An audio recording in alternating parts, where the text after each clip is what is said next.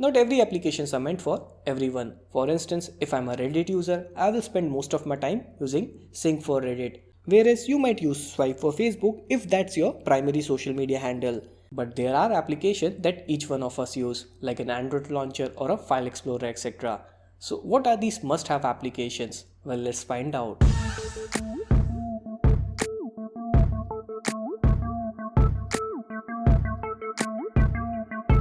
Hi there, this is Mina once again, and in this video I'm going to share with you my top Android apps that I install on every Android device that I use as a daily driver. So like always, all the download links will be in the description below, so be sure to check that out. And with that being said, let's get started. Number 1. Solid File Explorer. Like most of you, my favorite file manager for Android was also ES File Explorer. But last year it was brought by a separate company, and soon after that they started adding some shady ads in their free version. So here we are with Solid File Explorer as our new favorite file manager. So this application has everything that you would expect from a regular file manager. Like you can create a folder, transfer files and zip unzip folders easily. Plus you get advanced features like FTP, Chromecast support and Root Explorer, etc. And not to forget the awesome material design. But this too comes with a price. So Solid Explorer is free for first 2 weeks and then you have to pay $2. Or you can also try the classic version, which is free but offer less features. Now if you would like me to do a video on what all geeky stuff you can do with Solid File Explorer, then let me know in the comments below. Number 2, Nova Launcher Prime. Now I know launchers are quite personal preference, but the reason I recommend this app is 1. It is highly customizable, and 2. It has more features than any other launchers out there. Now I will not go deep about its feature as I have already done a video on that, but the TLDR version is it supports all the basic features like custom icon packs, transition, animation, etc. But my 2 favorite features are gesture support and the ability to hide applications from your app drawer. Though both of these features are available only in the premium version. But even the free version of Nova Launcher is worth it. Number 3, LastPass. Now I'm pretty sure most of you don't use a password manager. So here's how it works. You install it on every device that you have and then sign in to any of your online account. And the password manager will prompt you if you would like to save the login credentials or not. If you say yes, then the next time you log into the same website, it doesn't matter if it's a computer or smartphone, the password manager will autofill the login credentials for you. And the reason I'm including LastPass on my must-have list is because just a month ago they were acquired by a new company and now they are completely free.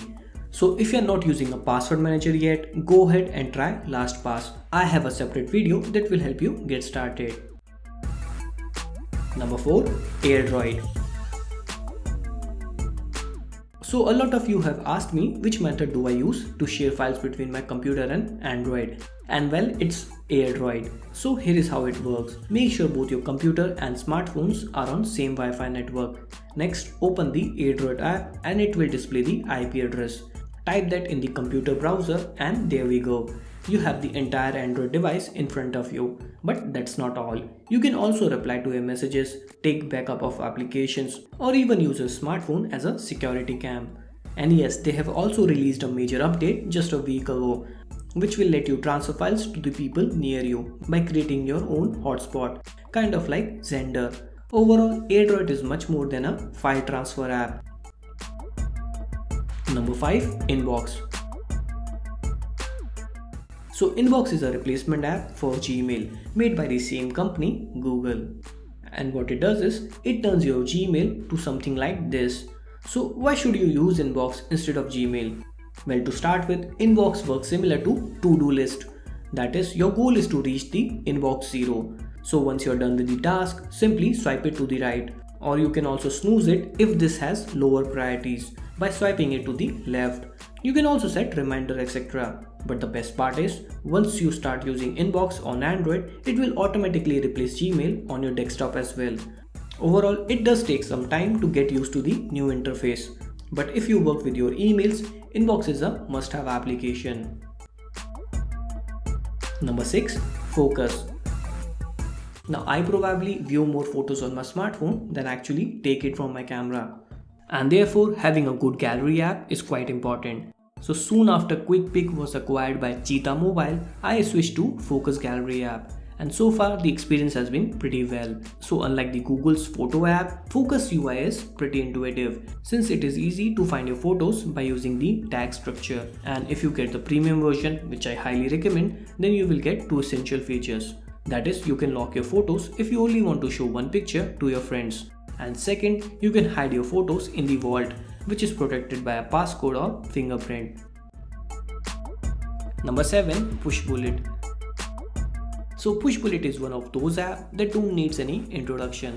In the beginning, it was a small app that shares links between computer to Android and mirror Android notification to PC. But now they have took a broader approach. Like there is a universal copy paste, you can reply to your messages from your computer and even subscribe to favorite channels. For instance, I like to follow Hacker News. So the moment they publish a new post, I will get a push notification from Pushbullet. And guess what? You can also create your custom channels using RSS feed. But yeah, some of these features are in monthly subscription model. So if you don't like that, try Join app. It has a similar feature with $5 one-time payment. Number 8. SDMate. Now although there are plethora of system tools in the market, the only one I trust is SDMate. Why? Well, to start with, most application that claims to speed up your device or save battery, RAM or storage etc., they don't work at all. It's just an illusion. Android comes with a pretty good RAM management and battery optimization, and you don't need a third-party application to fix it. And thankfully, SDMate don't make any such bold claims. All it does is free up your storage by cleaning files and defragmenting the database, and it does that pretty well. Overall, if you're like me who try too many apps, then it makes sense to use SDMate to clear up your cache in few weeks. Number 9. Pocket. Now Pocket is another application that started as a simple read later app, and now it has grown much bigger. So if you find something on the web but don't have time to read it right now, then you can save it in your Pocket account. But now I'm using it more for the other two features.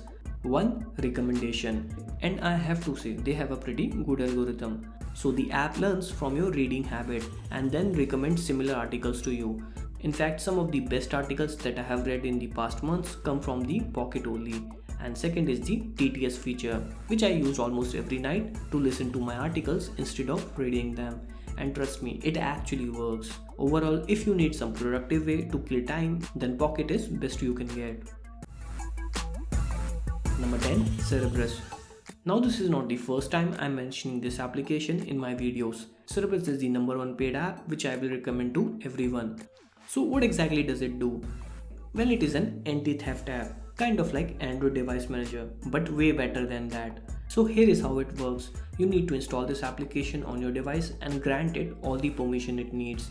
Next, if you cannot find your phone or think it is lost, then you can log into the Cerebrus account from your computer or other smartphone, and then you can remote control your lost device. For instance, you can track its location, click a picture, or even record a video or audio file. And the best part is, if your phone is rooted, Cerebrus can even survive the factory reset by making itself a system app. So yeah, it is one of the top one in my must-have list. But this do comes with a price of $3. Now just in case if you want me to do a Cerebrus giveaway, then let me know in the comment section below and I will make it happen in my next video. Well, this is all for now. I'm planning to make handful of Android videos this December. So if you like that, then go ahead and give this video a big thumbs up. Also, don't forget to subscribe to this channel if you haven't already. And like always, thank you for watching.